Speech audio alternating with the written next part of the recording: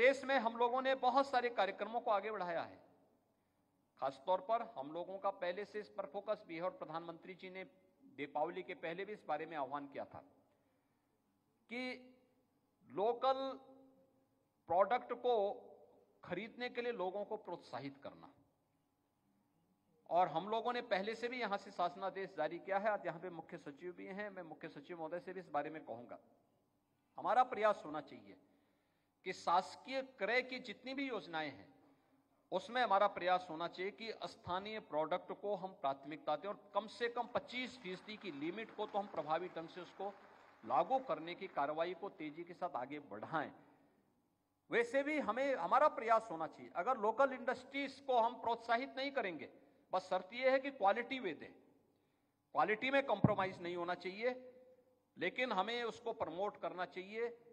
और स्थानीय स्तर पर अगर हम उन्हें अन्य सुविधाएं दे रहे हैं तो हमारा प्रयास होना चाहिए कि लोकल स्तर पर रोजगार के लिए भी हम उन्हें प्रोत्साहित करने के लिए कहें कि लोकल इंस्टीट्यूशन को वे जोड़ सकें, अच्छा मैन पावर मिलेगा। और अब तो सरकार ने बहुत सारी स्कीम, यानी पीएम इंटर्नशिप की स्कीम भी आई है और सीएम इंटर्नशिप की स्कीम भी आई है, जिसमें अगर इंडस्ट्री इंस्टीट्यूशन से जुड़े हुए उन छात्रों को अपने साथ जोड़ती है, आपको हैंड्स मिलेंगे काम करने के लिए, लेकिन साथ साथ मानदेय देने में केंद्र और राज्य सरकार भी आपको आधी मदद कर देगा। तो आपके पास तो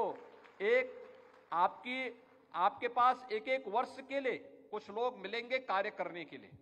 आपने उसके बाद उसको मानदेय देने के बाद 1 वर्ष के बाद आप उसको सर्टिफिकेट देकर के जाएंगे, उसके पास एक एक्सपीरियंस होगा आपके यहां कार्य करने का। लेकिन साथ साथ आपके मानदेय के आधे लोड को सरकार स्वयं ले रही है। हमें इन सभी योजनाओं का लाभ भी लेना है।